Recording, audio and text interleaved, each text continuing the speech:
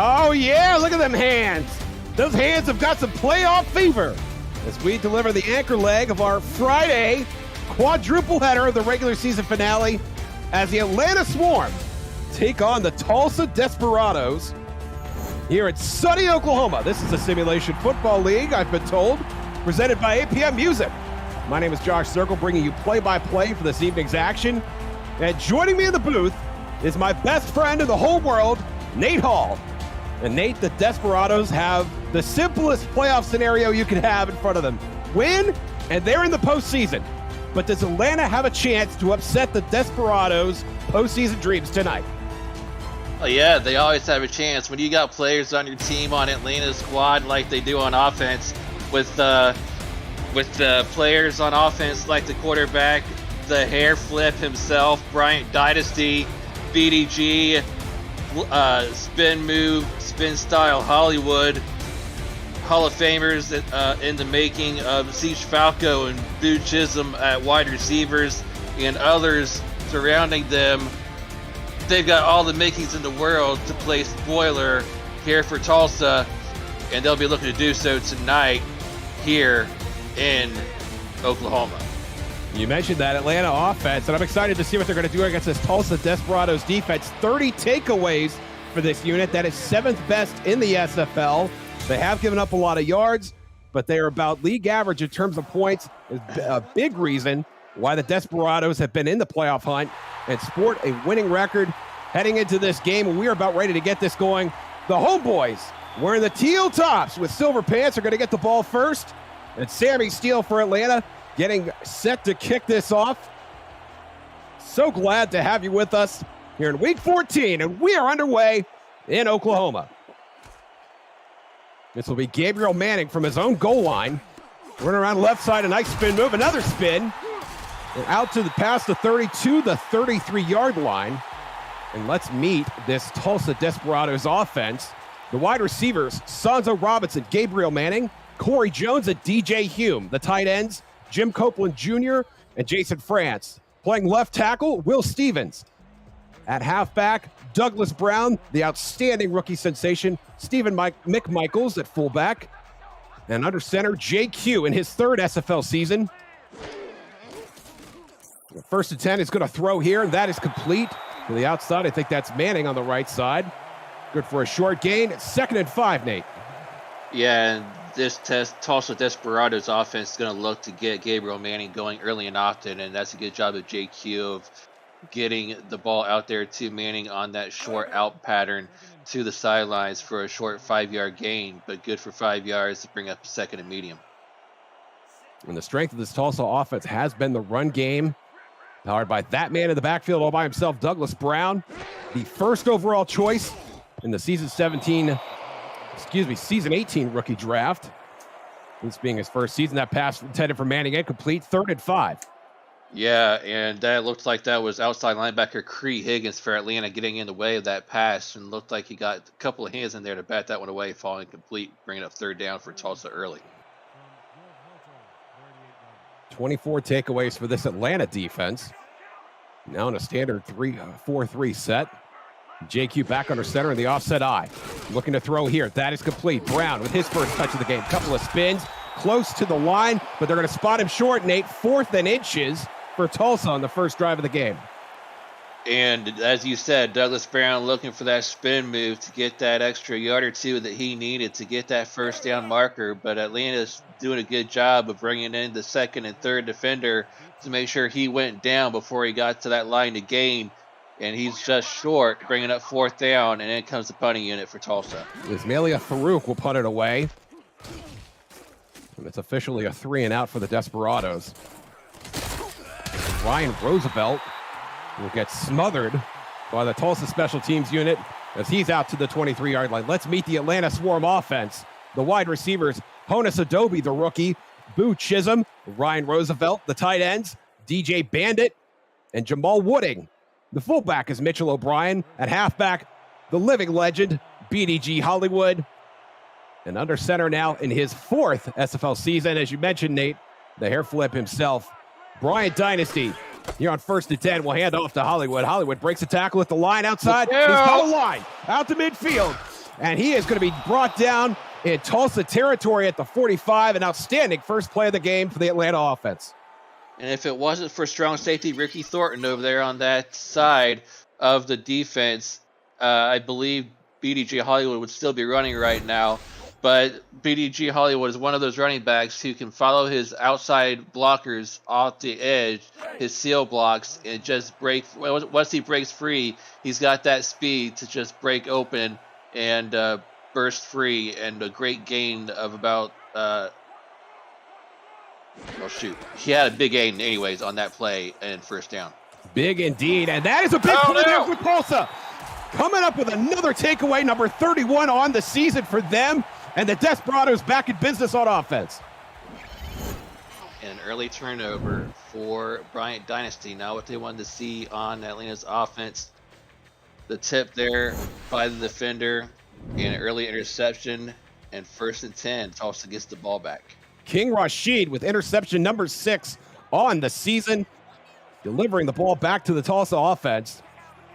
And they will start almost exactly where they were on their opening drive at the 35 compared to the 33 earlier. Brown with a spin move back to the inside. It's going to be a gain of 6.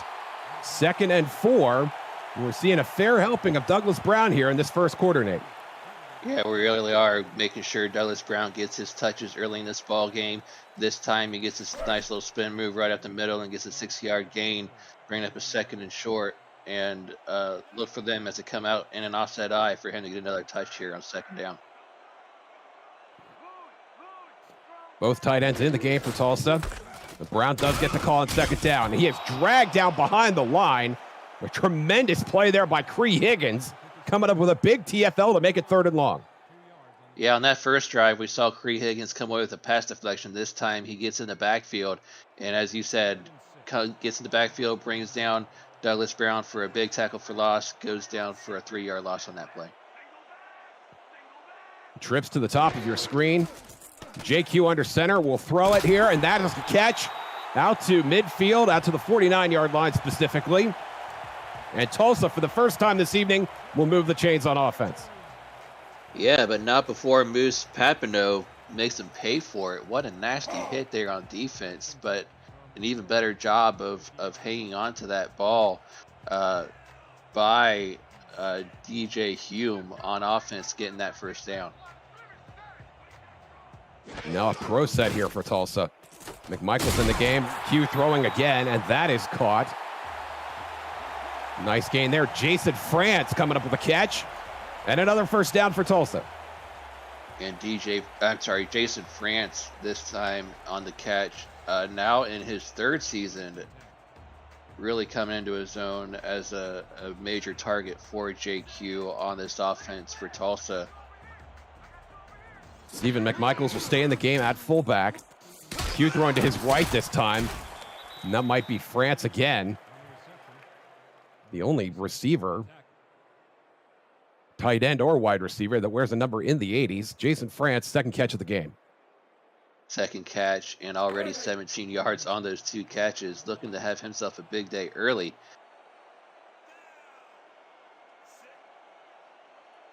The twin tight ends to the left this time.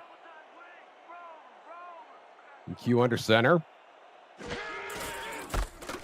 Brown up the middle. And Brown has nowhere to go. Smothered.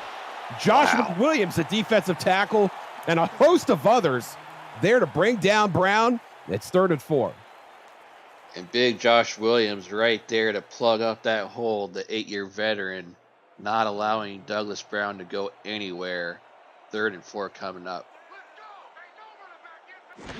And now trips back to the top of your screen on 3rd down. Q is going to unleash the dragon, and that is deflected and knocked away. That was Jay Miraculous on the pass deflection. Q looking for Gabriel Manning, looking for 6 points, but coming up empty, and it's 4th down for Tulsa. And maybe a little bit underthrown by JQ over there on that side, trying to get the ball to, as you said, Gabriel Manning. But Jay Miraculous doing a good job of getting a couple of hands on that one, diving in the air to bat that one away, bringing it 4th down. And now a long field goal attempt, 51 yards out for the kicker for Tulsa, Brooke Beisel, the rookie. Yeah, a little bit of a surprise here. Beisel who has struggled with accuracy, at least by SFL standards. Only 10 of 14 on the season. The spot is down, kick is up, and that has got the distance, and that is good. Brooke Beisel cashes in from 50 yards, and Tulsa is on the board. And Brooke Beisel doing her part of getting this Tulsa team on the board early in this ball game, knowing that playoff implications are on the line for their team, putting the team on her back early, making sure they get the first points of this game and setting the tone early in this ball game. Beisel, who did not have a kick last week, or a field goal attempt specifically, obviously handled her normal kicking duties. Now 1 for 1 today. Roosevelt from his own end zone is going to get dragged down at the 21. And Brian Dynasty and friends will try again on offense. Oh, we got an injury on the field. Looks like cornerback Don Fletcher is down on the field, and that is a starter. Hopefully, he's a rookie, so hopefully he's going to be okay. We'll have to keep an eye on that. And Fletcher, who's seen limited action, at least on the defensive side, taking a bit of a hit there. Number 27, right there in the middle of your screen. Kind of difficult to determine what happened on that play. We'll keep you updated should Hopefully any news comes in. Hopefully he just got the wind knocked out of him, but we'll see. Let's hope. Dynasty under center now. From his own 21-yard line, offset eye, Hollywood in the backfield. Mitchell O'Brien up to his right. Deep drop for Dynasty. Has time. Throw it to the right side. Ooh. Looking for Jamal Wooding. And is in and out of his hands as he takes contact. 2nd and 10. Yeah, 2 pass attempts. The first one was an interception. The second one, trying to get it to Jamal Wooding, falls incomplete. Just not finding anything early in this ball game. 3 total plays on offense. The only positive play they have was a 23-yard to BDG Hollywood. Maybe they should look to him more often. Let's see what they do here on 2nd down. Twins to the top of your screen. Hollywood in the backfield. By his lonesome. Nickel look for Tulsa. Dynasty 3-step drop. Finds his man on the left side. And that'll be a modest game. Boo Chisholm in his 11th SFL season. 5th all-time in receiving yards. Has his first catch of the game. It's 3rd down. Yeah, and a nice little out route to Boo Chisholm, getting that 6-yard gain to the top of the screen. Looked like there was a secondary member from Tulsa trying to undercut that route, and Dynasty did a good job of getting past that defender. Dynasty again, complete this time, and that's going to be another 1st down for Jamal Wooding and Atlanta. Actually, their 2nd 1st down of the game. They did have a 1st down on the previous drive. Yeah, Dynasty this time getting a 1st down through the air by finding a completion over there to Wooding. Maybe Dynasty finding a groove now, getting a groove going here on this drive. Dynasty 2 for 4 on the evening so far. Now in a 3-wide set. 5-step drop over the middle, intended for Siege Falco. I think his first target of the game, and that was knocked away. 2nd and 10. Yeah, uncharacteristic of Siege Falco. It looked like he had a beat on that ball, but it just bounces off his hands incomplete. Usually he'll bring those in. Most of the time he gets a chance to, but it just falls off his hands. 2nd and 10 coming up here. Yeah, Falco having a nice season so far. 44 catches coming into the week. Just a hair under 700 yards and 5 touchdowns. Now Mitchell O'Brien back in the game. They're going to max protect. And intended for Ryan Roosevelt, and he makes the catch, but cannot. Gaining a yardage after that. It's going to be 3rd and 5 now. Big 3rd down here in the early goings here for Atlanta. Yeah, and that catch or that throw by Bryant Dynasty may have been a little bit off target. That made Ryan Roosevelt have to fall down and gather that one up on his way down. Unfortunate that he had to go down and get it. Now all 4 wideouts in the game for Atlanta. Dynasty in the shotgun on 3rd and 5. Pressure coming. Dynasty unloads. That is caught. Roosevelt to the sideline. They're saying he had a foot down. And that is a big 1st down. And Atlanta gets back into Tulsa territory. And it looked like, yeah, Chris Andrews right there on your screen with the pressure on Ryan Dynasty. But, yeah, I was going to say, I wouldn't be surprised if Tulsa challenges that he had a foot in bounds. Let's see what they rule here. The challenge flag comes out. R62 will go under the hood and take a look. From my perspective up here in the booth, Nate, I thought he had it. What did you think? Let's see what we see here on the replay. See if we get a good angle of it.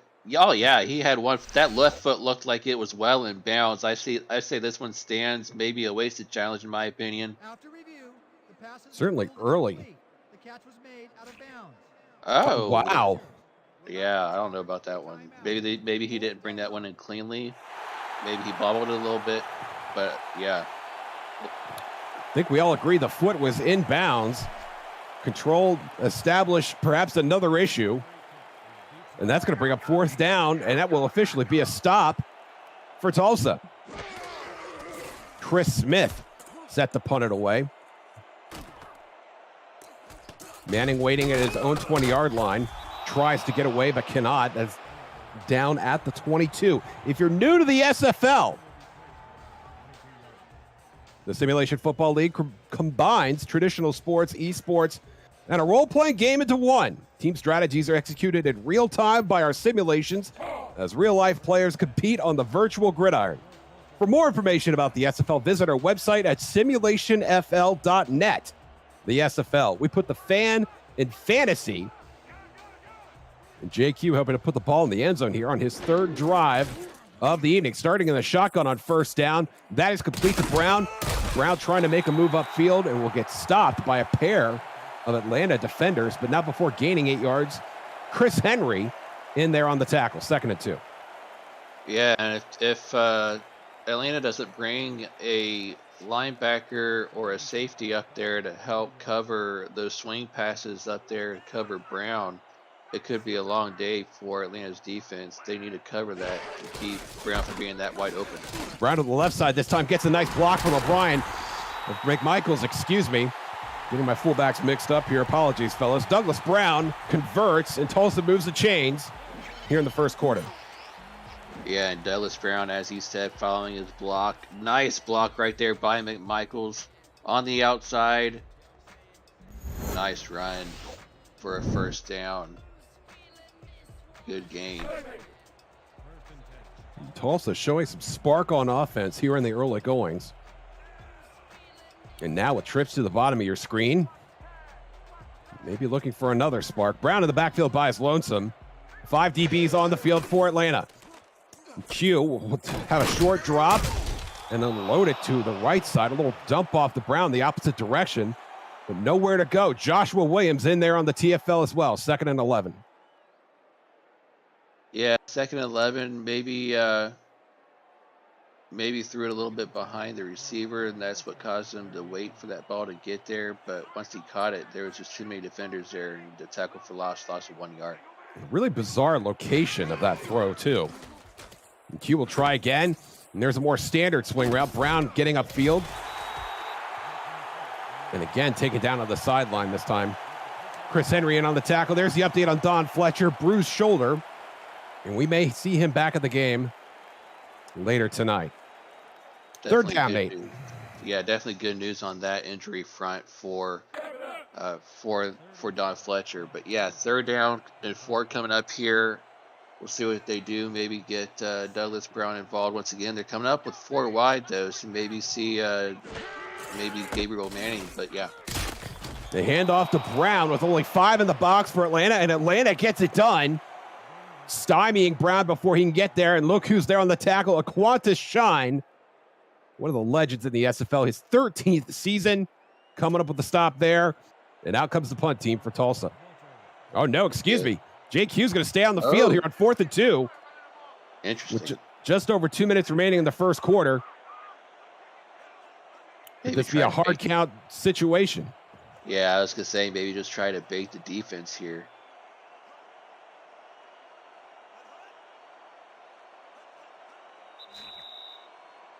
And Q will call timeout. Less curious maneuver in the first half of the game. Timeout's obviously not as valuable at that point. Well, we have a second. Let's meet the Atlanta defense on the front. Chris Porter, Leo Jefferson, Joshua Williams, and Billy Ray Valentine. The linebacking core, Aquantis Shine in his 13th season, his 11th with Atlanta. Diamond Blackwell, the rookie, and Cree Higgins, we've called his name already, in his 4th season. And in the secondary, J-Rock, Don Fletcher, Jay Miraculous, Moose Papineau, Chris Henry, and Jack Napier. But now it's the Tulsa special teams on the field. And Ismailia Farouk will punt it away again. Roosevelt calls for the fair catch at the 19. And that's where Atlanta will take over. And as we're approaching the last couple of minutes of the first quarter, very defensive game so far. Neither side can get really anything going offensively sustainable to speak of. Bryant Dynasty only 24 yards through the air. But JQ only 49 yards through the air so far, and either running back having a big day as well. Twin tight ends to the left side for Dynasty. Short drop. We'll throw the outlet to Hollywood. Hollywood tries to spin but cannot get away. And that is a nice open field tackle by Nate Haslip. 2nd and 6. Yeah, Haslip doing a good job. Good open field tackle, staying home and not faked out by that spin move by Hollywood. Only a 4-yard gain as they come out with a full house backfield. Heavy set this time for Atlanta. Hollywood straight up the middle. And he's got a fresh set of downs. Terrific blocking on the interior. And Atlanta moves the chains for the first time in this drive. Yeah, and Hollywood, when he gets the blocks right at the middle, when he gets open lanes like that, he can hurt you. And he proved it right there. Nice blocks right at the middle. And nice patience by him to follow him. Nice gain right up the middle for the first down. 32-yard line. DJ Bandit, the rookie tight end, was in there. Clearing some hay as well. And a nice view of his block on that replay. Dynasty under center here. At his own 32-yard line. To throw the outlet to Hollywood. Not a good throw. And he gets smashed by Haslip. And Haslip says, I could do this all day. 2nd and 9. And unfortunate for BDG Hollywood that throw by Bryant Dynasty was behind him a little bit, because that gave Haslip the perfect opportunity to shoulder check Hollywood and blindside him by that big ferocious hit in the open field. Mitchell O'Brien back in the game. 3 wideouts now for Atlanta. Short drop. Dynasty thrown over the middle. It's tipped and it will fall incomplete.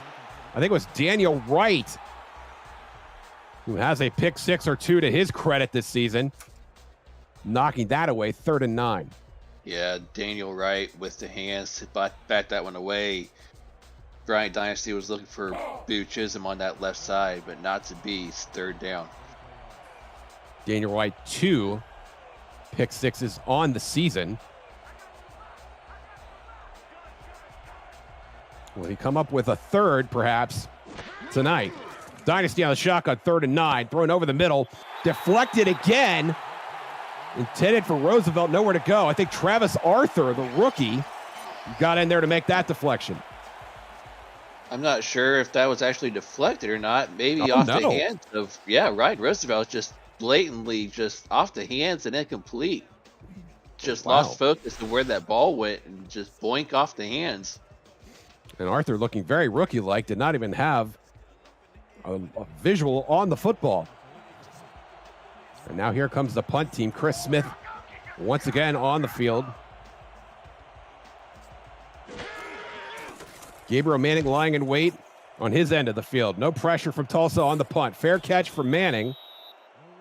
And he will catch that at the 33-yard line. Esports TV has partnered with the SFL to bring sim football to millions of homes over the next 2 years. ESTV is the world's first 24/7 live linear and AVOD esports channel available everywhere. Through your smart TV, on your phone, through Roku, Amazon Fire TV, and more. Visit estv.co to learn more about programming and to find all the ways you can catch SFL action on the network. And I need to find out what AVOD is. Douglas Brown. Nice spin move there. He's got a first down, trucks a defender, and another spin move, and was ready for more, but it stepped out of bounds. Tremendous effort there by the rookie. You think he's been watching video this week of Atlanta? I bet he's got AVOD and scores. Look at this. He's been learning how to do spin moves from the master himself, BDG Hollywood. He said, I could do spin moves all day, and proved it right there, and even spun out of bounds, probably by accident, as we close out the first quarter. Let's get some twos and chat. Friday night quadruple header coming to a close. You're watching the Simulation Football League presented by APM Music. On YouTube? Yeah, we'll Tulsa, call it Oklahoma. YouTube. SFL action, Josh Circle, Nate Hall in the booth. Israel Adams and Jack Brown on stats. Thanks a bunch, fellas. Cameron Irvine producing. JQ throwing on first down, and that is caught. Another catch on the rump. We've seen a couple of those tonight. DJ Hume, the fourth-year wideout, coming up with the catch there. 2nd and 5. Yeah, DJ Hume. He had one earlier in the first quarter. Now it's his second catch on the day. Nice 5-yard gain on first down, coming up with a nice falling down catch to help his quarterback out. Q under center now. McMichael's in front of Douglas Brown, and Brown gets the call. McMichael's helping to pave the way, and Brown has another game. You see the numbers there for Brown. Don't be deceived. He is starting to heat up. Yes, he is, and this rookie can run and follow his blocks, and once he finds lanes, he can break through them and burn you, and he's proving it right now.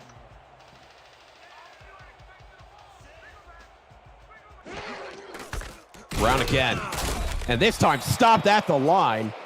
And we've seen Atlanta do that a couple of times. Joshua Williams, and number 93, Billy Ray Valentine, and a couple others as well coming up there on the stop. Is it too much to suggest that Atlanta cannot win this game if they don't shut down Douglas Brown? Oh, that is definite. Yeah, they need to shut down Brown for sure if they want to win this game. They can't let him get heated up. And right there's the great effort there. Jack Napier flying in from the quarterback spot to blast Brown for a loss. And just like that, it's 3rd and 15. Napier with a huge tackle for loss right there. Loss of 5 on that play, bringing up a 3rd and 15. JQ almost certainly will throw it here in plus territory. From the Atlanta 44, spread look over the middle. Oh! And it's picked off. Atlanta with their first interception of the game, and Moose Papineau coming up with a turnover. And JQ kicking himself for letting that one go. He should have never thrown that one. He was looking for, looks like he was looking for number 10 over the middle right there. Excuse me, looking for... That's Manning. That's Gabriel Manning, number 18. Looking for number 18, Gabriel Manning over the middle, looking for his go-to. Just couldn't get it to him because Papineau was sitting right there waiting for it. JQ looking at number 10 right now, watching himself on the Jumbotron, thinking, what was I thinking? Right, exactly. Cutting that one loose. And so Atlanta takes over now from their own 38. Twins to the bottom of your screen, Dynasty under center. Short drop, and he'll throw over the middle, and that is caught. That looks like Siege Falco there over the middle. And Falco, whose name we've not called a significant amount today, comes up with his first catch. Falco, he was targeted earlier in this game, but this is his first catch of the game, and it comes in the second quarter. And he'll be happy to have that under his belt as he gets a first down catch here. 17 yards on that play. Well, it's Tulsa DBs giving the Atlanta receivers quite a cushion here on 1st and 10. Dynasty over the middle. Falco again. Over the middle. It's going to be 2nd and medium. Let's meet the Tulsa Desperados defense. On the front line, Chris Andrews, Jaden Swift, and Berto DeMora. The linebacking core, Miles Gibson, Philadelphia Collins, and Carson Miller. And in the secondary, the rookie, Travis Arthur, Nate Heslep, Ricky Thornton, Daniel Wright, Cameron Shaw, who's had an outstanding couple of weeks, and King Rashid, another rookie, who has sizzled in this Tulsa defense. Hollywood is going to get stopped behind the line. That's Carson Miller, first on the scene. And now it's 3rd down for Atlanta. And that is only BDG Hollywood's 3rd carry on the day. Usually by now he's up to at least between 5 and 10 carries by the second quarter, but he hasn't been getting as much work today as he normally is accustomed to, and that's because they've been focused more on the passing game so far. And now Hollywood not even on the field as Dynasty throws down, looking for Boo Chisholm, and that is well defended. Nate Haslip on the coverage. And Dynasty under pressure there, and Chris Smith will make another sad trot onto the field to punt this away. and not in field goal range. So that interception thrown by Tulsa on their previous drive is going to go for not for Atlanta's offense, because they're going to have to punt this one away. No points off that turnover. They really needed one more first down to be in the range of Sammy Steele. Smith will get the punt on this, and they're going to walk it into the end zone. Ouch. Smith with great placement, and the Atlanta special teams did not even give it a chance. I think it was Don Fletcher that caught the ball and then ran into the end zone. Kicking himself for that one, I'm sure. That's something that special teams has to work on in the offseason. So it's a touchback for Tulsa. A pretty significant break for the Desperados here, leading 3-0. JQ. Whoa. That ball is deflected. Jay Miraculous coming up with a nice tip there to break up the pass. 2nd and 10. Luckily for JQ, Miraculous wasn't able to tip that one back, because there was two or three other defenders waiting to catch that one off the tip, ready to pick that one off. So JQ living another down after that tip pass by Miraculous. Stephen McMichael's back in the game to Brown's left. JQ under center. And Brown actually will be the leftmost player, and he'll take that upfield and make it 3rd and medium. Cree Higgins in on the stop, 3rd and 5. Yeah, Brown able to run that one off tackle to the right side and get a good 5-yard gain, bring up that 3rd and 5. And now Tulsa trying to avoid the 3 and out here on offense. They're going to stay in that same 3-wide look. Short drop by Q, throwing to the right side this time. That is caught, and that is the first catch of the night for Corey Jones, the 11th-year wide receiver. And that is going to put him very close to 8,000 career yards. Congratulations to Corey Jones on that milestone. And a nice little out route to Corey Jones, getting that first down. And indeed, congratulations to Corey Jones on getting close to reaching that milestone on his career. We have him now at 8,004 after that 6-yard gain. Brown with a spin move up the middle, spinning again, trying to escape, but nowhere to go. A slew of Atlanta defenders there, Jay Rock among them. And now it's 2nd and 6. Douglas Brown doing what he can, now up to 10 carries on the day for 26 yards, doing what he can to help his offense out. McMichael staying on the field. Brown around the left side. And Brown dragged to the turf by Jay Miraculous, short of the marker. It's 3rd and 3, and they have, speaking of the Atlanta defense here, Nate, they've really not given Brown a chance to avoid those first contact tackles. They've done a nice job of wrapping him up. Yeah, they really have, not allowing him to break free, only giving him 2 to 3 yards each carry. Brown up the middle again on 3rd and medium, and he is going to be short of the marker. They're going to call it 4th and 1. Billy Ray Valentine there on the stop. And now from their own 39-yard line, they're almost certainly going to punt. Yeah, BRV getting in there on the stop, 1 yard shy of the yard to get line to gain for the first down, and now falling into a game of field position as these two teams, as it turns into a game of defense.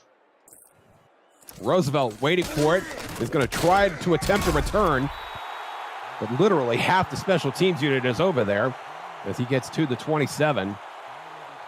Noble effort there, by Roosevelt, but nothing doing. And Atlanta will take over at their own 27-yard line with just over 5 minutes to play in the first half. If you're just joining us, you haven't missed much. Brooke Beisel has done the only scoring this evening on a 50-yard field goal in the first quarter. And that is where our score stands. Tulsa leading 3-0. If Tulsa wins, they are in the postseason, no questions asked. Brian Dynasty has other ideas, throwing to Boo Chisholm there for a huge gain, maybe the biggest gain of the day for either team. And now Atlanta close to midfield, another first down. Yeah, Daniel Wright on the one-on-one coverage just couldn't get that interception off of Boo Chisholm. and Buchism comes away with a big catch for a first down on their own 48-yard line, moving the sticks.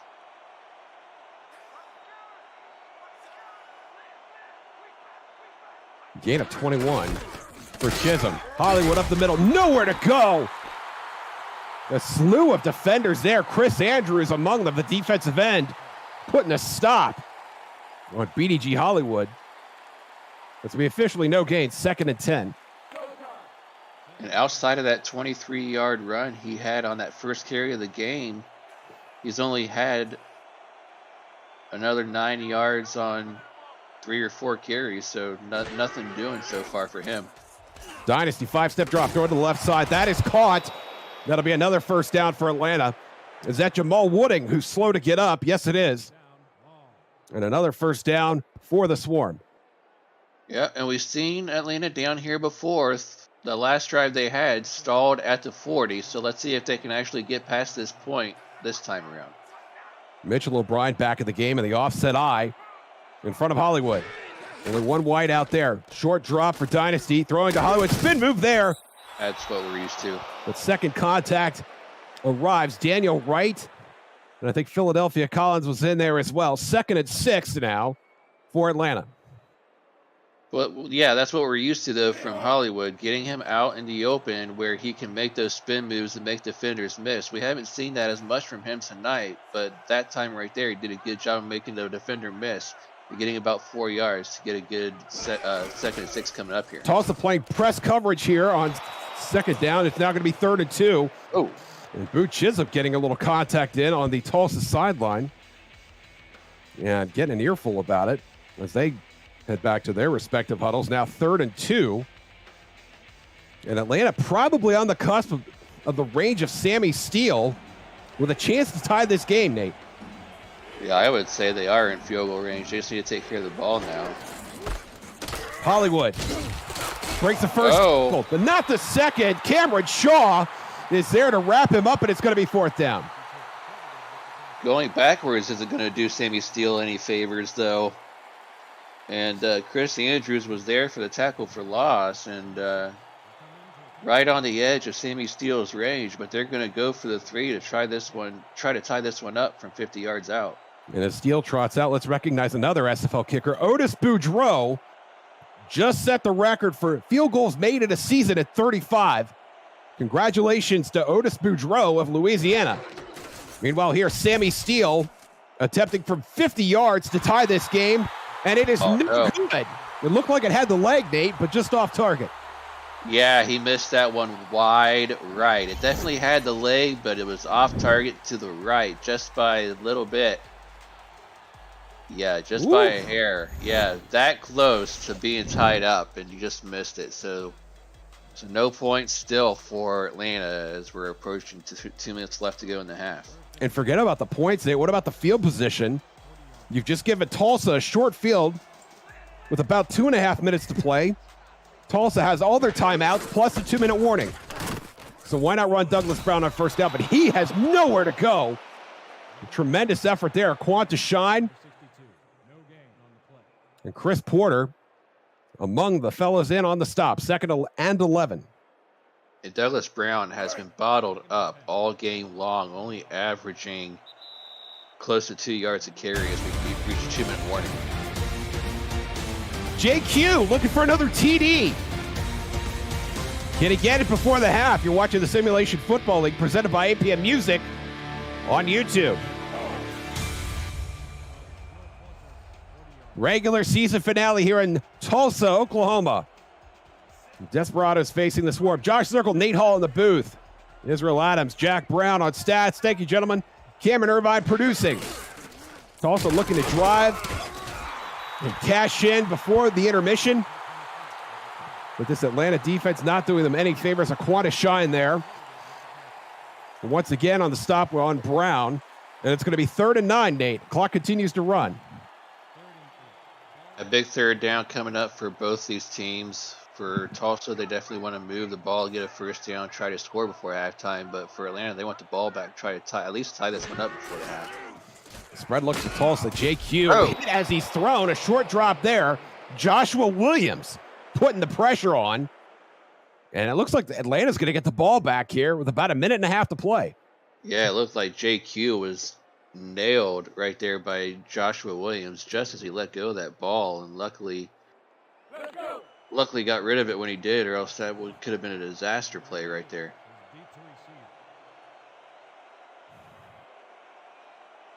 And as you mentioned, Nate, both teams having trouble getting something going on offense, but Atlanta seems to have whatever offensive momentum is in the building right now.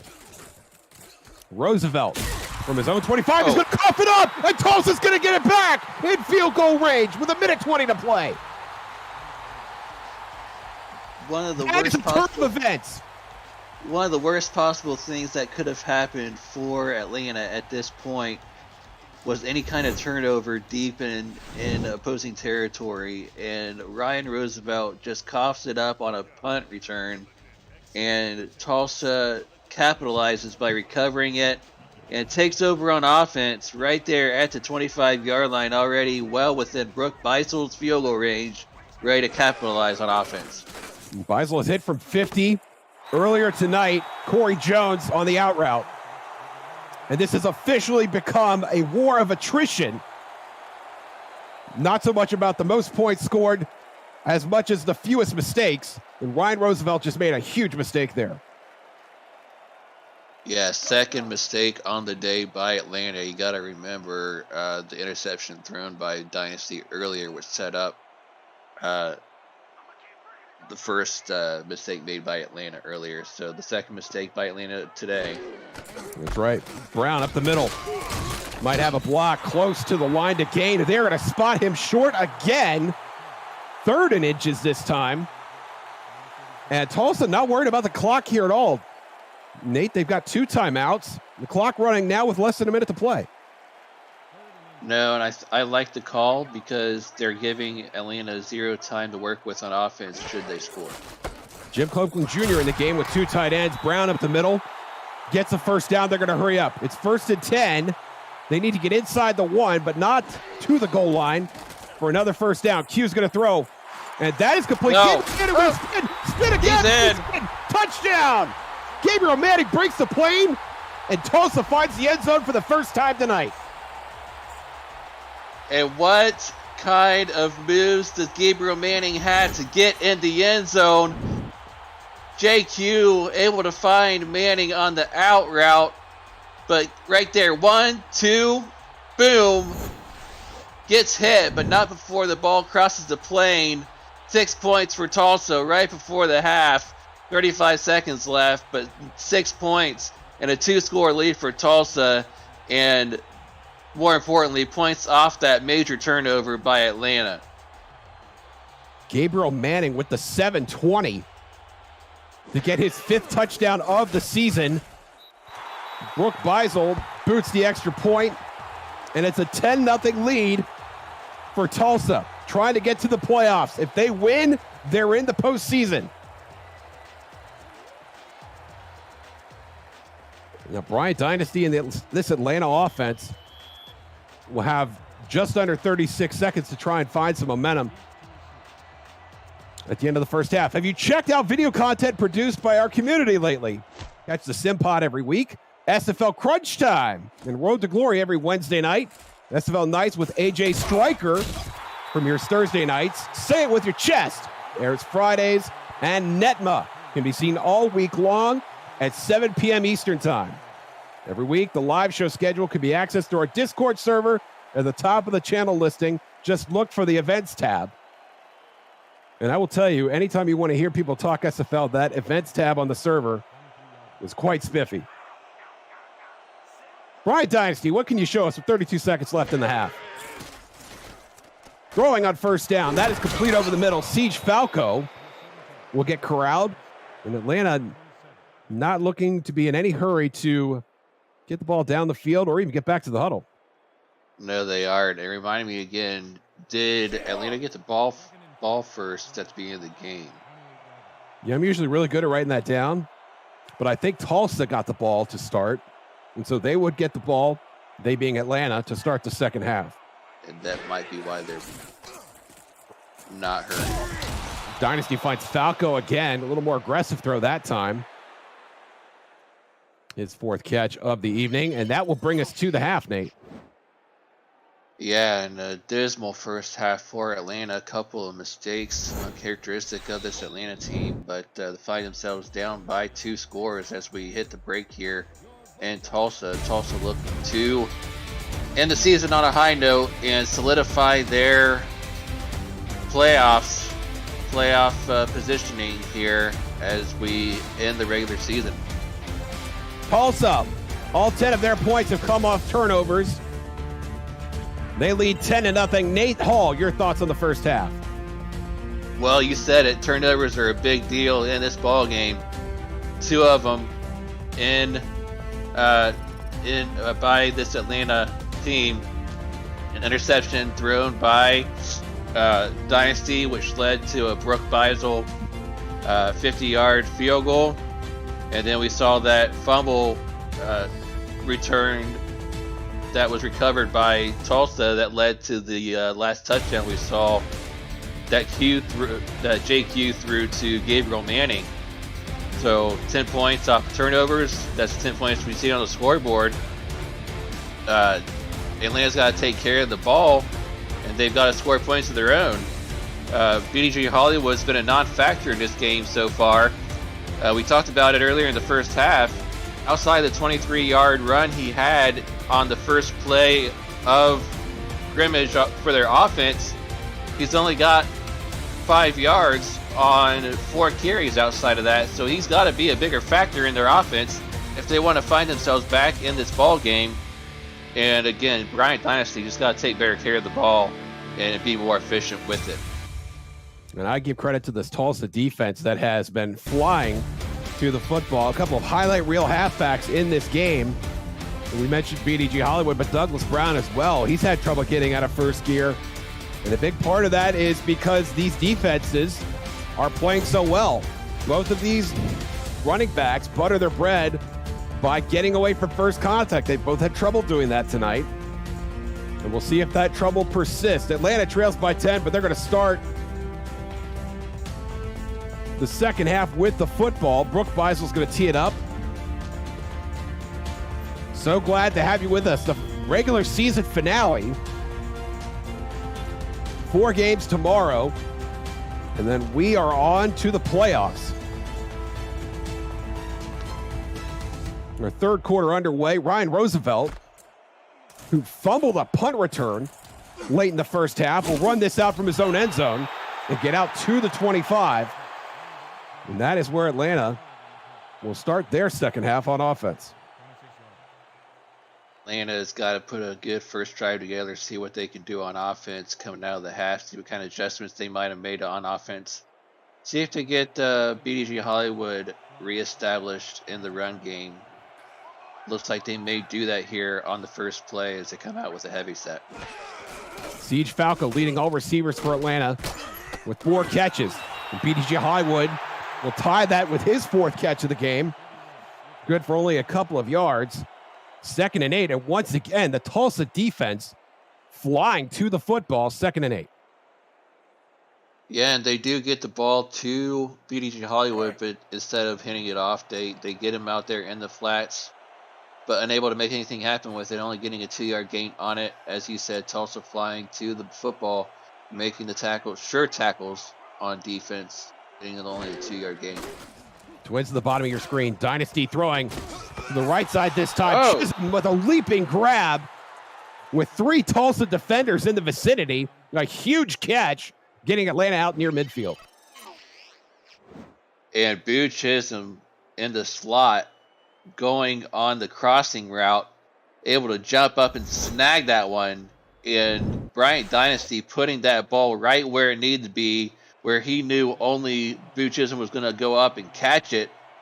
And Boo Chisholm doing his part to go up there and snag it. Great catch, great first down play. And a great throw by Bryant Dynasty. Handing off to Hollywood this time. Hollywood breaking that tackle. He has the first down. And then finally dragged down inside the 40-yard line. It was Cameron Shaw that finally got the Hall of Famer to the turf. And the run that we've been waiting to see from Hollywood all day long. since that 23-yard run he had earlier in the first quarter.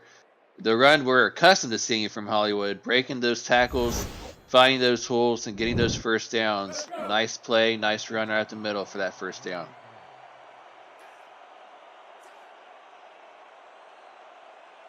Tulsa defense in a 4-1 look with 6 defensive backs. Dynasty throwing over the middle and leaping. Siege Falco cannot bring it in. And it's going to be 2nd and 10. Yeah, Falco tried to dive for that one over the middle and just couldn't come up with it. So, as you said, 2nd and 10 coming up here. This Tulsa defense has allowed 14 rushing touchdowns all season. And that puts them in 18th on the SFL team leaderboard. Atlanta would like to put a dent in that rating. Dynasty, it's intercepted. Tulsa come up with another pick, trucking a ref, and giving the ball back to the Tulsa offense. It's Ricky Thornton. And Bryant Dynasty had no business throwing that ball over the middle. He was trying to find Siege Falco on that crossing pattern over the middle, but there was at least 4 defenders right there ready to pounce on that one, ready to pick that one off. And as you said, Ricky Thornton right there to pick that one away and return it the other way up to the 33-yard line. 2nd interception on the day for Bryant Dynasty. One interception for each half of this game. You can see Louisiana leading St. Louis. In the 4th quarter, the score bug at the top right. Douglas Brown looking to bug this Atlanta defense, getting out past midfield. And that's a big first down. Yeah, it's a big first down for Tulsa. Breaking that tackle on the right side. Douglas Brown doing his part, getting the first down and moving those chains and making sure that they keep the lead here in the second half for this Tulsa squad. We have Brown now at 17 carries. Those stats compiled by Israel Adams and Jack Brown in our stats truck. So grateful to have those fine individuals here on our broadcast getting us information as it happens. Brown up the middle again. Tackled this time after a gain of 4 yards. That was Chris Henry, the strong safety, coming down to play a little run defense. 2nd and 5. And let's talk a little playoff scenario here, Josh. Before the game started, we talked about divisions here with Louisiana and Tulsa being in the same division. Should Tulsa win and Louisiana lose, that would mean Tulsa would win their division. Is that correct? That is right. Tulsa owns the 2 regular season wins over Louisiana, so they would be tied at 7 and 5.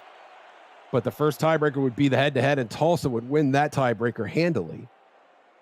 But that doesn't look like it's going to work out. St. Louis also fighting for their playoff lives. They need a win to get to 6 and 6 to have any sort of hope. And it's not looking great now as that game just went to the 4th quarter. Brown to the left side, has the first down. Inside the 35. And don't look now, Nate, but Tulsa is driving. Tulsa's driving, moving the ball at will, and who else is leading this drive but the rookie himself, Douglas Brown. And when you got a halfback who can follow his blocks and get yardage like he's doing on this drive right now, why not just hand the ball off to him on every play? And why not? And Brown again, the left hand side stutter step. How about that? Nice little stutter step. And let's give some credit to the Desperados organization as a whole, finishing dead last in the SFL with only 2 wins in season 17. Coming back, had been in communication with Douglas Brown before making the pick, even from what I understand, before season 17 began. Understood what was at stake and made a great pick and brought a great player and a great individual, I should say, having spoken with him earlier aboard. And that's going to be another first down for Tulsa. Great throw by JQ. Yeah, JQ to number 13 this time. That's Corey Jones once again with another great catch over the middle. That's going to be his 3rd catch on the day. But yeah, Douglas Brown, he's on that SimPod, does a SimPod show. Just great individual, great guy. They did a really good job of bringing him in on this team. I'd say Brooke Beisel did a good job of bringing him in as well. Absolutely. For whatever that's worth. And we think we got a substitution here. Is that Washington? Looks like it. Douglas Brown getting a little breather. Doug's in the chat saying, let me eat. And King Jack Washington saying that, hey, I got to eat too. We'll see if Brown gets back in the game here. Throw over the middle. That's caught. Touchdown. I see London. I see France. Tulsa just scored. Another touchdown. That doesn't rhyme. Oh, well. Well, let's try this one. Viva la France. There we go. JQ to Jason France for 6 points. And Tulsa goes up by 2 scores. And Heartbreak City for Atlanta right now as Tulsa's rolling. Jason France, touchdown number 3 on the season. After a very impressive drive from Tulsa, just going all the way down the field. Off the interception once again, Nate. Points off turnovers. Brooke Beisel boots the extra point. And after an 8-play, 67-yard drive, it's 17-0. All Desperados so far. All Desperados all the time. Points off of turnovers are definitely mattering in this game, if that's a word. I don't know. I made up my own word. Go with it. It's fine. We'll talk about it later. But yeah, it's good. It's Friday night and it's your second straight game, Nate. Yeah, second straight game. That dictionary as much as you like. Yeah, second straight game, drinking a Smirnoff Ice. We're good. We're rolling. The Smirnoff Ice can be very inspiring when it comes to word invention, I've noticed. Scenario show should be fun in about an hour. 45 minutes. Actually. You're gonna be a hoot on the selection show, on the scenario show. I'm saying selection show, but you're selecting scenarios, so maybe that's not entirely false. It's not off the rails yet. We're good. Ryan Roosevelt gets the kickoff out to the 22-yard line. Dynasty under center, deep drop on first down. Going to the left, that is caught. Chisholm is going to move the chains on the first play of the drive here. That is his 5th catch of the night. First down. First down, Boo Chisholm. Good luck, Cam, in 45 minutes. Be that as it may. Atlanta trying to do their part to get back in this game. First down on the first play on this drive, trying to come back from 17 down midway through the third quarter. Let's see what Bryant Dynasty and company can do here.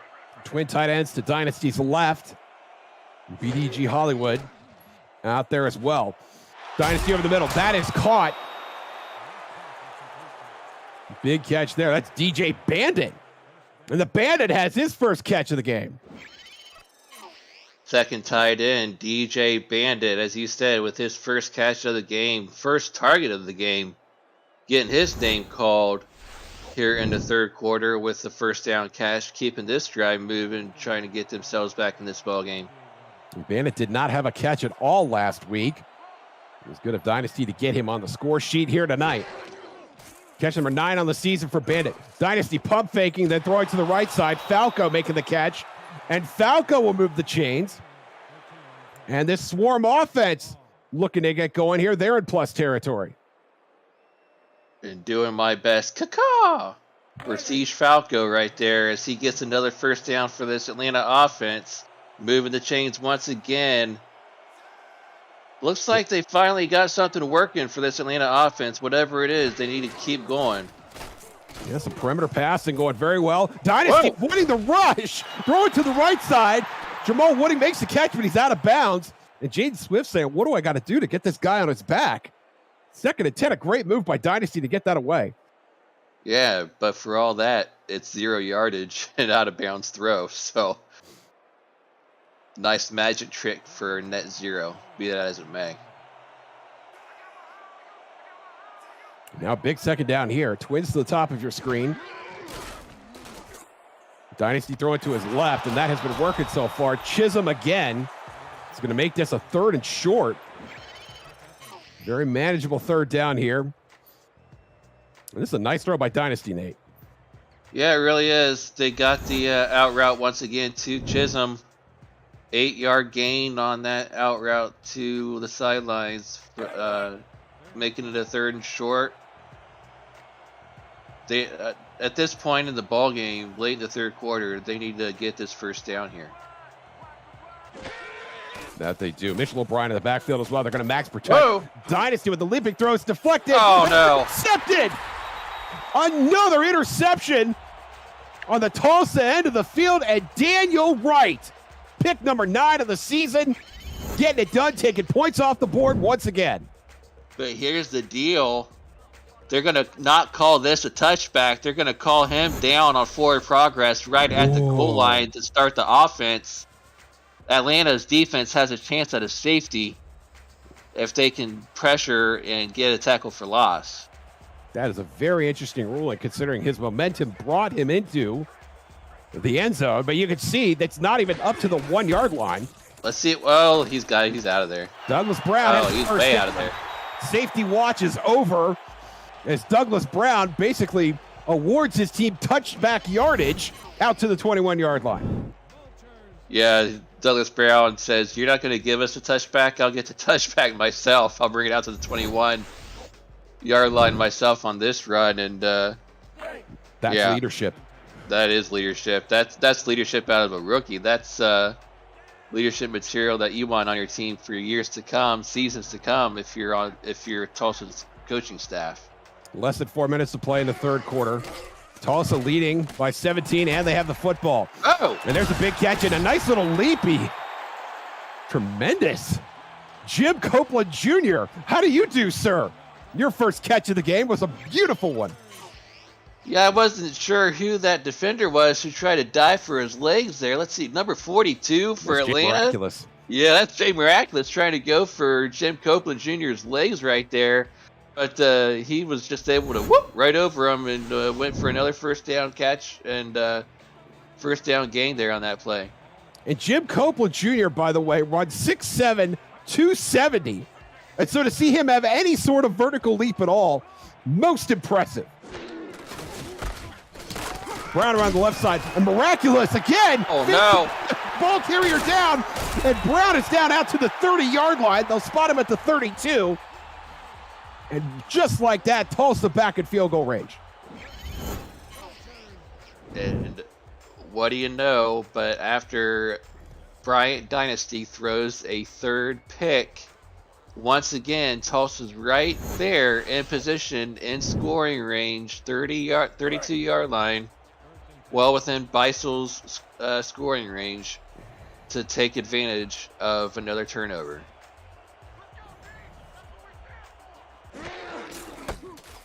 Brown again, and Brown stopped at the line. That's Cree Higgins. Higgins has made a couple of big plays on Brown today. That one, a gain of 2 yards, but still a solid tackle. It's going to be 2nd and 8. Nate? It is 2nd and 8 for Tulsa here on the 30, and Tulsa here coming out in the gun. McMichael's back in the game at fullback. Q's going to throw it over the middle. That's look out. Moose Papineau taking points off the board from Tulsa this time. And Atlanta, with about 13 minutes of game time left, has a chance to make this a contest. Correct me if I'm wrong, but is that the first time Tulsa was not able to capitalize off of an Atlanta mistake all game long? Correct. So that might be second pick. Yeah, that might be the biggest turn of events for Atlanta all game, was stopping a chance for Tulsa to capitalize on an Atlanta mistake. Let's see if that can turn into a positive for Atlanta's offense. Atlanta will start from their own 17-yard line with just under 2.5 to play in the third quarter. Dynasty under pressure. Down he goes. Oh. Big sack by the Tulsa defense. First of the game for either team, I believe. Chris Andrews first on the scene for the Desperados. That's not going to do Atlanta any favors whatsoever, as Chris Andrews, as you said, comes in on the sack. Loss of 60 yards. That's not going to do Atlanta's offense any favors to try to get any kind of score. Trips to the bottom of your screen for Atlanta. Dynasty in the shotgun. Pressure coming again. He's able to get it away. Honus Adobe, the rookie, making his first catch of the game. And he'll get back to the original line of scrimmage, 3rd and 10. Yeah, Honus Adobe, the fourth option at wide receiver, the rookie, getting his first target all game long with his first catch. And you hear the Tulsa crowd getting into it with a chant of defense. BDG Hollywood not on the field. Empty set now for Atlanta. Dynasty in the shotgun again. Throwing to his right. Ooh. That is knocked down. Cameron Shaw deflecting the pass intended for Siege Falco. And Atlanta fails to cash in on their turnover. It's a 3-and-out.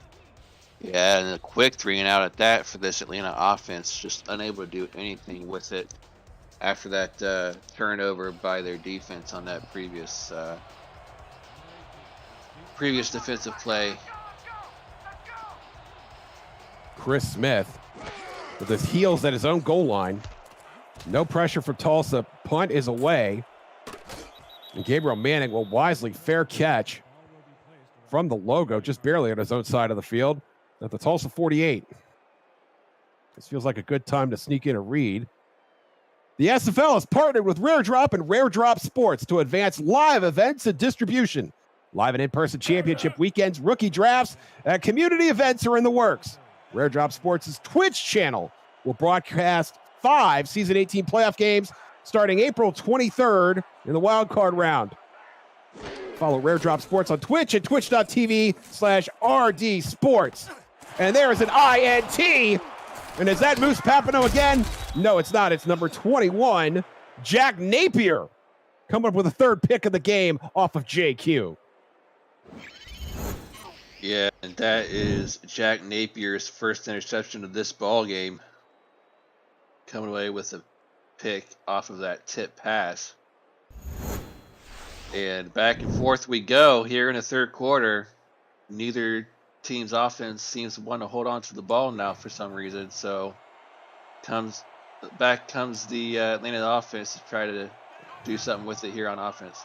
The war of attrition continues. That is the 6th interception for both teams. Dynasty's hit as he throws, but it's complete. And into plus territory goes Atlanta. Boo Chisholm coming up with a big catch. Yeah, Bryant Dynasty doing a good job of taking the hit as he lets go that one. That was number 90 for Tulsa. That is... Maybe I read that one wrong. Maybe that was Berto DeMore, number 96, that went in there on the hit. But doing a good job of getting rid of that one right before he got hit was Bryant Dynasty and finding Boo Chisholm on the play. Dynasty in the shotgun now on first down. Throwing over the middle again. That is knocked away. Miles Gibson coming up with a big pass deflection there. Had 12 coming into the week. And you can add one more to that tally. 2nd and 10. Bryant Dynasty has been living dangerously in this game all game long. His stat line is proving it with those 3 interceptions and 13 completed passes. I will say we've seen a lot of cavalier throws from both teams over the middle. Not all of them cavalier, but some of them definitely. Like that one, for instance. And Travis Arthur is the one knocking that one away. The leaping swat.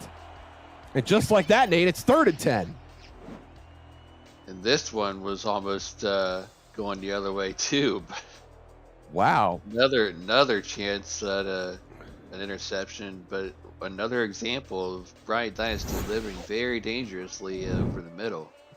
And not a well-thrown ball. He was looking for Boo Chisholm on the deep slant. And Chisholm had cleared the area, and that ball would have been behind him at best.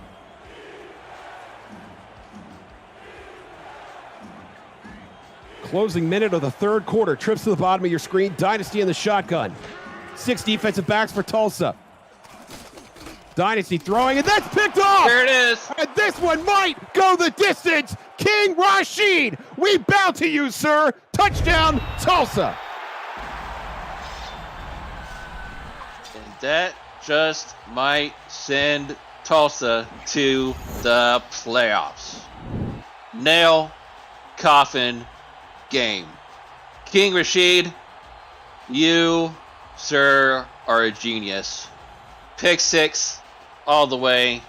Touchdown. The 4th interception of Dynasty by 4 different Tulsa players. King Rashid, His Majesty, the rookie, getting the most out of that play and adding points on the board for the Desperados. Pending the extra point, this will be a 24-point lead for Tulsa. The extra point is good. It's 24-0. All Desperados tonight.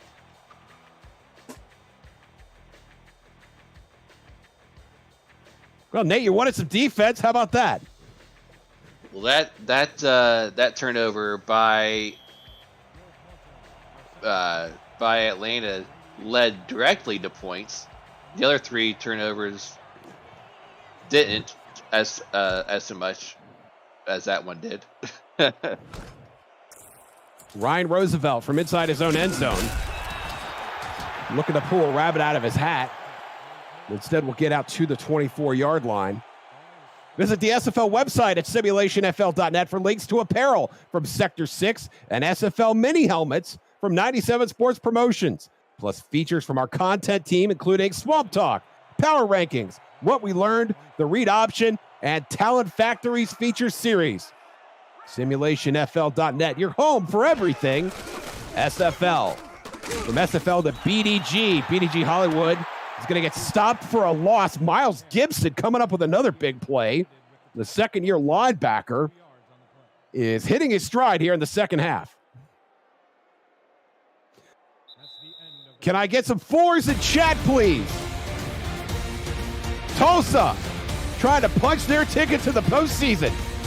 And toot toot, I hear that train a-coming. You're watching the SFL presented by APM Music on YouTube. Regular season finale. SFL action from Tulsa, Oklahoma. Josh Zirkle, Nate Hall in the booth. Israel Adams and Jack Brown on stats. Thank you, gentlemen. Cameron Irvine producing. Brian Dynasty. It's down 3 scores. It has a chance to level the field, and that will not do it. Intended for Siege Falco. 3rd and 12. 3rd and 12, and Dynasty needing this play right here to keep this drive alive. Here early in the 4th quarter. Not out of it by any stretch of the imagination. We know how high-powered this Atlanta offense can be. We know they have the weapons to come back in this ball game. They just need to string a few plays together. They've been struggling all game long, but we know how high-powered they can be. Dynasty on the shotgun. Another interception Oh, no. to the tip. And that is Travis Arthur. And the rookie's going to get into the end zone. The second pick 6 for Tulsa. And this time it is Travis Arthur, as you said, who comes away with his first interception of the ball game off that great tip right there, as you see on your screen. Travis Arthur, Mr. Money on the spot right there to get that tip pass, and he just takes it all the way for 6 points. And now a 30-point lead, pending the extra point for Brooke Beisel. And Tulsa knew exactly what was in front of him. If they win tonight, they're in the postseason, no matter what anybody else does around the league. And they have taken that objective to heart, as they have delivered a platinum performance against a very good Atlanta Swarm team. It's 31-0 with the extra point. And dare I jump ahead and say that after finishing with just 2 wins a season ago, Tulsa's going to the playoffs.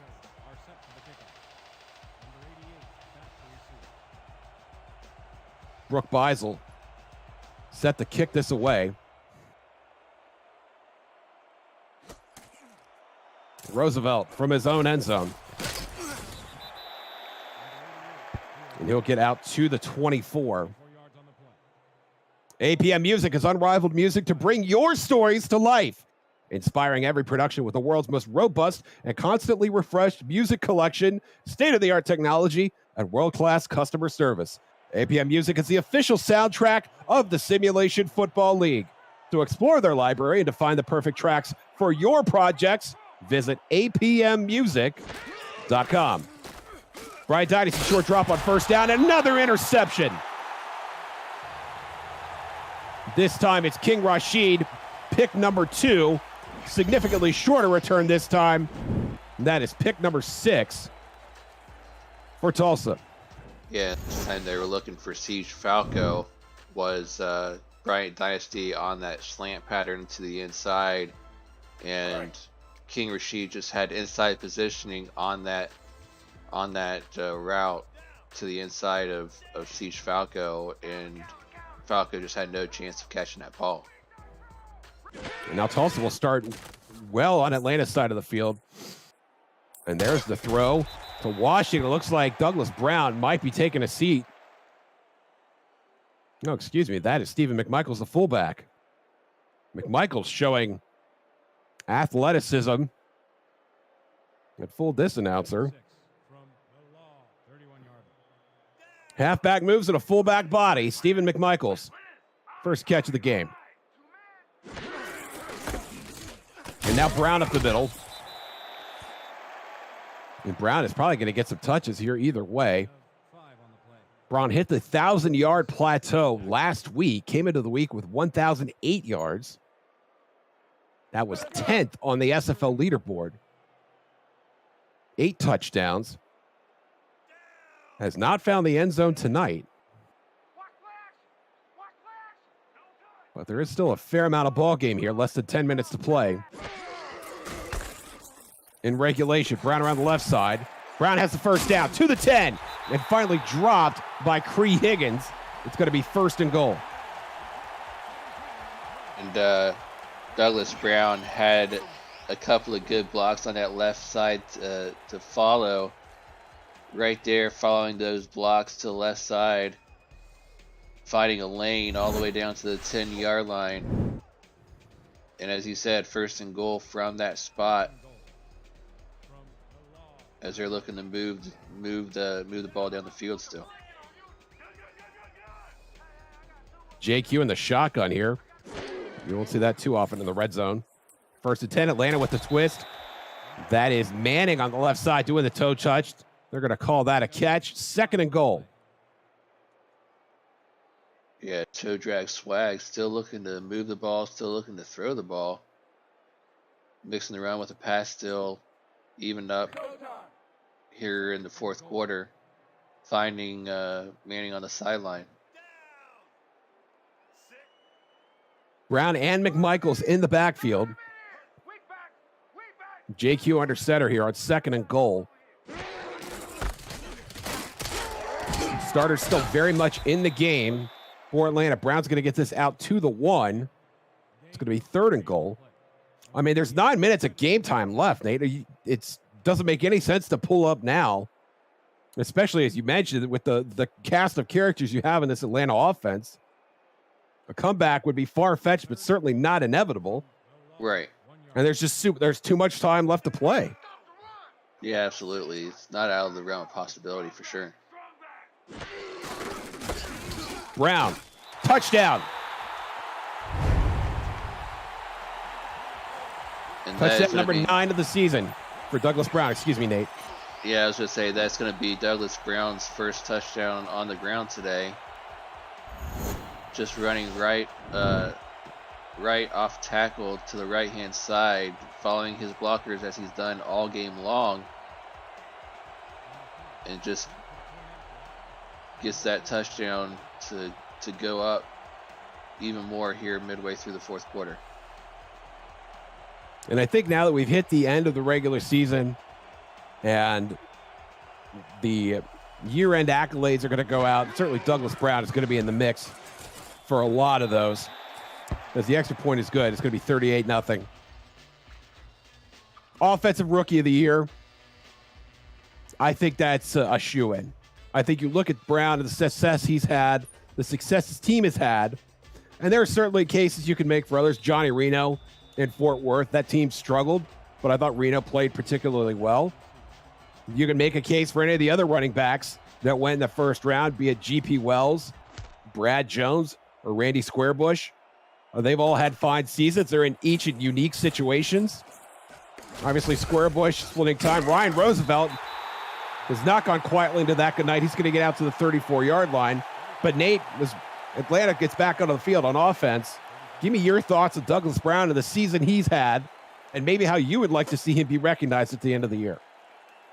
I think he's for sure, if he's not rookie offensive player of the year, I think he's definitely one of, as you said, one of 2 finalists to be recognized for that position.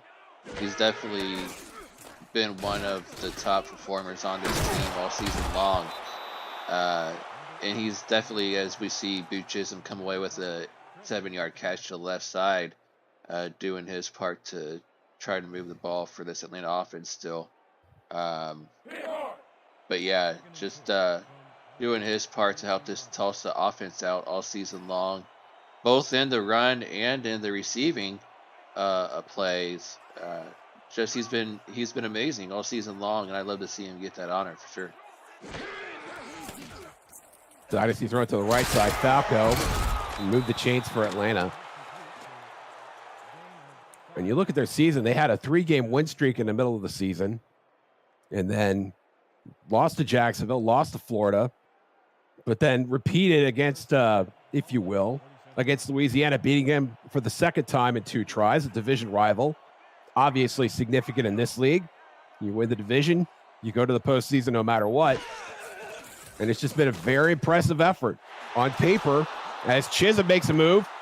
There it is. The 30, the 20, the 10. Can they catch him? He's going to be dropped at the 8-yard line. You make it 1st and goal. That's Ricky Thornton that ran Chisholm down. But just to put a bow on this point about Tulsa, I mean, there was nothing guaranteed for them, especially after dropping their first 2 games of the season. But they have put up good performances against good teams in this league. Yeah, they really have, as we see the replay on this long catch, throw and catch from Dynasty to Boot Chisholm all the way down inside the 10-yard line. Yeah, Tulsa's lost a couple of games here and there to some really good teams in this league, but that shouldn't take away from the kind of season that Douglas Brown has had. DJ Bandit, first career touchdown. Congratulations to DJ Bandit. Nice little interior route here, making a catch. And Atlanta, for the first time tonight, is on the board. DJ Bandit, congrats to you, young man. Definitely deserving of that honor, getting your first career touchdown catch. Very nice to have that under your belt for sure. Many more to come in your career, no doubt about that. But congrats to you. The extra point is good. It's 38-7. Bandit. I can't help but have images conjured up of Burt Reynolds in a black cowboy hat driving a black and gold Trans Am. Black and gold being the SFL colors, by the way.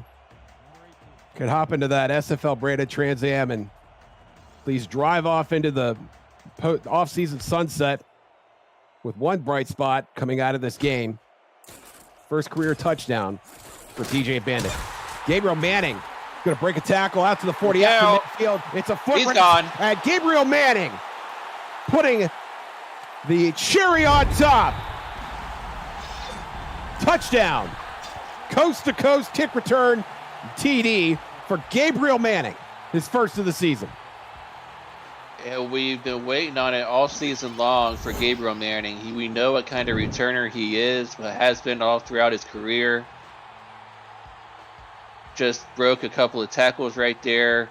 Once he finds that seam and turns on the afterburners, there's no stopping him. He finds that hole and jets all the way to the end zone, 6 points, and gets another score to add to his career total. Just a remarkable game from Tulsa. And I'm just blown away that of the performances they have gotten in all 3 phases. It started with Brooke Beisel. Actually, it started with the King Rashid interception. And then Brooke Beisel drilling a field goal from 50 yards. Gabriel Manning had a receiving touchdown. That kick return actually his second touchdown of the night. Ricky Thornton had an interception. Daniel Wright had a pick. And then King Rashid on his second interception ran it back to the house. Travis Arthur, the rookie, ran one, returned one to sender. Douglas Brown, after 3.5 quarters, finally found the end zone. And then Gabriel Manning going coast to coast on a kick return touchdown for what has been in all three phases an outstanding performance by this Tulsa Desperados team. And just as I say that, Ryan Roosevelt rips off another solid return, getting out to the 42-yard line this time.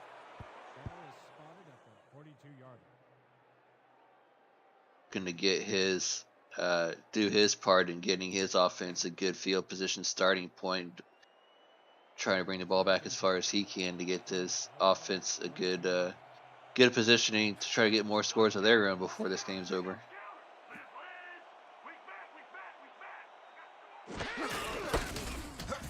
Dynasty handing off. That's Mitchell O'Brien, the fullback, getting a nice burst out of the backfield for a gain of 7.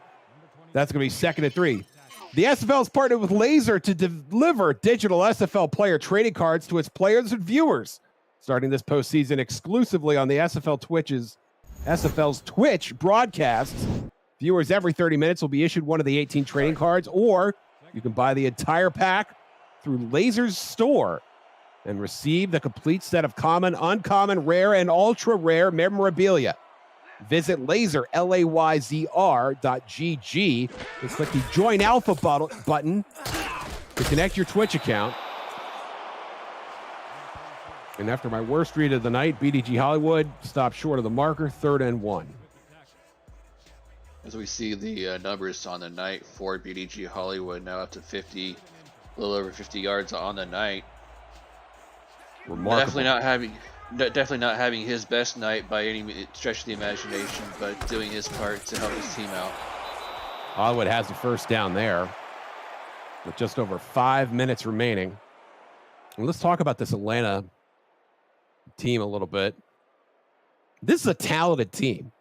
All right. I don't think I'm turning any heads when I say that this team has a lot of talent on both sides of the ball. And they played very strong at the beginning of the season, beat Denver in a close game. They beat a good Arizona team. As Dynasty throws for another first down, Atlanta will hurry up. But then after their win against Jacksonville, hit the skids and lost 4 straight. O'Brien on the dump off will get back to the line of scrimmage. St. Louis, Carolina, Florida, and Charleston, more than one of those teams hunting for their own postseason success. And Atlanta, unfortunately, took themselves out of the running as that was going on. 1st and goal now for Atlanta. Atlanta just looking to improve the numbers on the scoreboard, if nothing else at this point. Dynasty throwing to the end zone. That is caught, but Chisholm is out of bounds. It's going to be 2nd and 1 with just under 4 minutes to play. Yeah, there's no doubt about it that Atlanta is definitely a talented squad all around, both offensively and defensively. They'll be back next season stronger than ever. I don't have any doubt about that whatsoever, but we'll have to see what they do this coming off season as far as touchdown, BDG Hollywood. Finally finding the end zone. And Atlanta has a chance to double their score pending the extra point. Yeah, and it's good to see Hollywood get in the end zone on the night after struggling so much tonight. Only Hollywood's second receiving touchdown of the season. Excuse me, Nate. I was going to say, yeah, well, they'll be back next season stronger than ever. We'll have to see what kind of moves they might make this offseason. I was saying in the previous game that I called that I feel like this year's off season, of course, is going to be shorter than other off seasons, obviously. Yes. But this rookie draft is going to be a lot stronger and a lot bigger, I think, than than a lot of rookie drafts in the past, because there's going to be a lot more players to choose from, a lot bigger class in this upcoming rookie draft. So we'll see what they do in the offseason, what kind of moves they might pull, kind of players they might bring in, or what kind of moves they might make. But they'll be back, and they'll be stronger, and they'll be ready for season 19. King Rashid recovers the onside kick. And now Deshira Young will get under center for Tulsa. The backups are officially in. I think that is King Jack Washington. It is. With his second carry of the game. And Nate, this is pertaining to you after the league's quadruple header today. Join the tiebreakers team. That's you, buddy. Who will break down the remaining 16 playoff scenarios with just 4 games left in the regular season. Who will have their postseason hopes dashed? Who will still have a chance? And who does your team need to win or lose to help your postseason hopes? The show begins on SFL Twitch at 11:15 p.m. Eastern. So, Nate, you did one game. You've done this game. And then you are joining the tiebreakers team. My night's not over yet by any stretch of the imagination. I hope you got some extra Smirnoff Ice in the fridge. Oh, to yeah. get you through all that math. Yes, I do. And Tulsa has done themselves, and really you, Nate, the ultimate favor of removing themselves out of the calculations. They needed to win to get in, and they, right now, sitting on a 31-point lead with 2.5 to play in regulation, seem to have done just that. Young handing off to Washington. That'll go nowhere. And this is really, do you kick? I mean, just the ethics of kicking a field goal here. It looks like Ismaili Farouk is going to come out to punt. But give me some take on the ethics here, Nate. Would you kick a 52-yard field goal with a 31-point lead? No. I think at this point it's about sportsmanship. It's about field position. I think it's about just kicking the ball away and letting Atlanta have the ball back at this point. 2-minute warning. Atlanta running into a tough Tulsa Desperados team.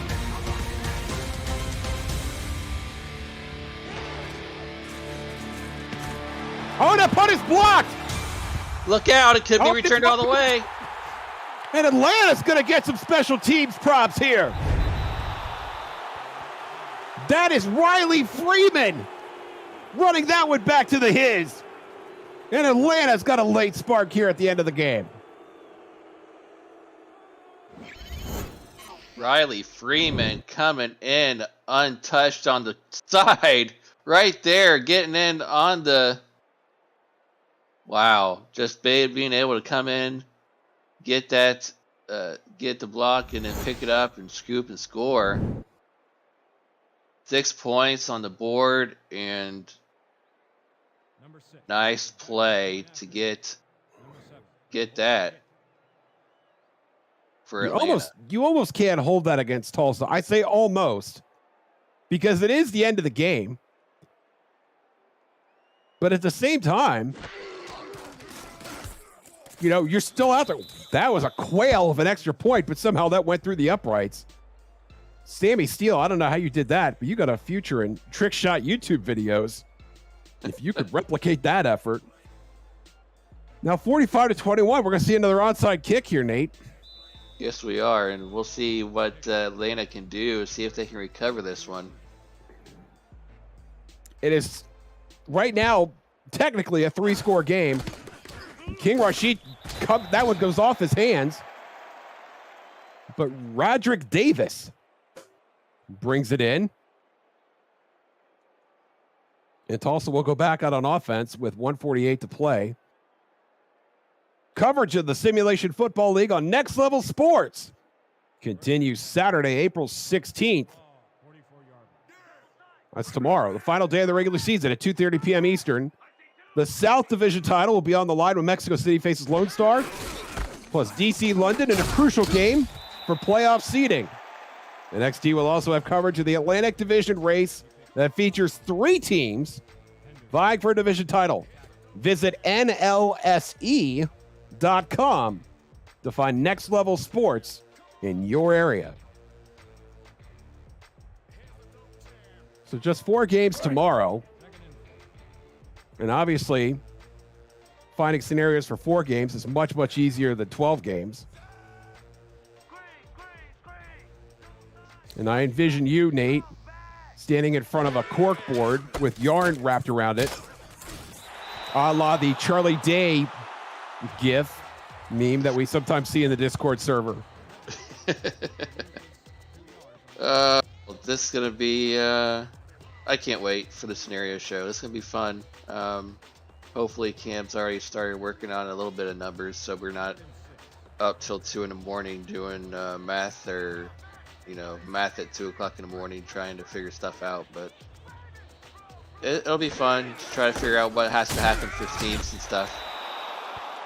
King Jack Washington to the 37. Atlanta uses their last timeout. I would think Atlanta would just want to go home at this point. I think Atlanta wants to go home and start preparing for the off season. Well, they got one last chance to get a good look at a couple of players here. Got a chance to compile stats. That's always significant. Just ask DJ Bandit. Yeah. First career touchdown earlier tonight. Congratulations again to DJ Bandit. That last punt block was made by J Rock. We misspoke earlier, so J Rock made the punt block. Okay. Congratulations to J Rock, and our apologies for that. Corey Jones hit a milestone tonight, 8,000 receiving yards career. Congratulations to Corey Jones. So even though the game is well in hand, we still have a lot of individual tallies to be considerate of. And Dynasty's still in the game here, despite trailing by 24 points with 1.5 minutes to play. And he's going to throw it deep, and that is deflected, and that somehow was not picked off. Daniel Wright knocks it away. Trying to tip it back to number 30. Looks like that's the backup cornerback, Lee Palmer, but Palmer unable to hold on to it. You think Palmer would have stronger palms than that? You would think, but maybe his name doesn't match his skills. I will stop the clock with 1:28 to play.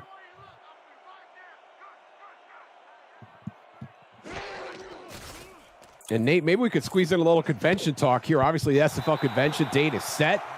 July 10th through the 12th. That's a Sunday through Tuesday. Set at the Luxor, beautiful Las Vegas, Nevada. Got a smattering of SFL stars that have already committed, got their tickets paid for, their hotels booked. Yes, sir. And I understand you're going to be there as well. Yes, yours truly will be there live and in person, and can't wait to be there to meet all you lovely, happy people. Now, the only downside to all that is the missus will not be attending.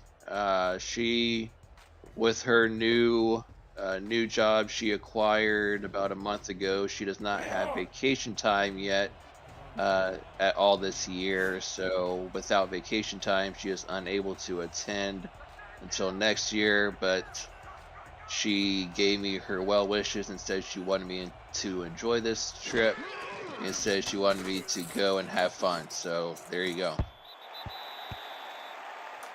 Well, I'll tell you what, Nate, the first round of Smirnoff Ice is going to be on me. All right, well, I appreciate if that doesn't get the party started, then I don't know what will. All right, well, poolside. It has to be poolside, though. Oh, man, I don't know if I'm going to sit by the pool or not. I've not made that. I've not had that conversation with myself just yet. All right, we'll see what happens. If not, we can discuss it later. Maybe we just get like a big glass of water, set it on a table in the hotel lobby, and just call that poolside. There you go. You can stick your toes in that. I mean, it's the same thing, right? Right. Yeah, we'll call it that. Deshira Young in victory formation here. Congratulations to the Tulsa Desperados.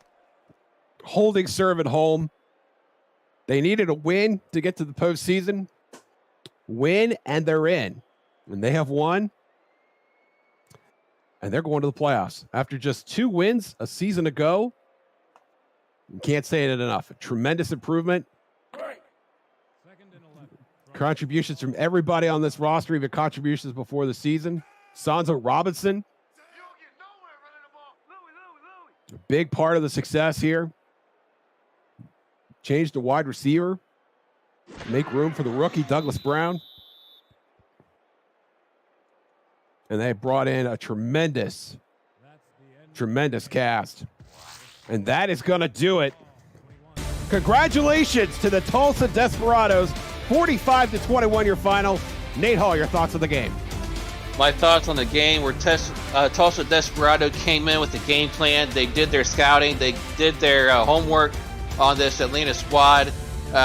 They knew how important it was going to be to keep all eyes in the secondary and the defensive backfield on Bryant Dynasty. They came away with all the interceptions, all the turnovers, had the big pick sixes against him today. Came away with a total of, I believe, 6 interceptions against Bryant Dynasty on the day. And just had themselves a big day on defense for Tulsa. Douglas Brown, another big day for him on the ground. Finally got himself in the end zone as well.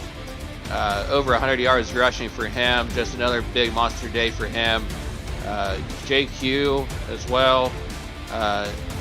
Not a great day for him, but it's solid enough to get his team the W. I believe, if I'm not mistaken, I believe Gabriel Manning was the only one of the wide receivers to get in the end zone. If I'm looking at the stats really quick, but yeah, another overall good game for this offense for Tulsa. And the defense showed up as well. Chris Andrews with a sack. And pressure was present on Dynasty the entire evening. King Rashid, 3 interceptions, including that pick 6. Travis Arthur, the rookie, coming up with a pick 6 as well. Well, what about some of those folks in the front 7? Miles Gibson had 6 tackles, a tackle for loss, and a pass deflection.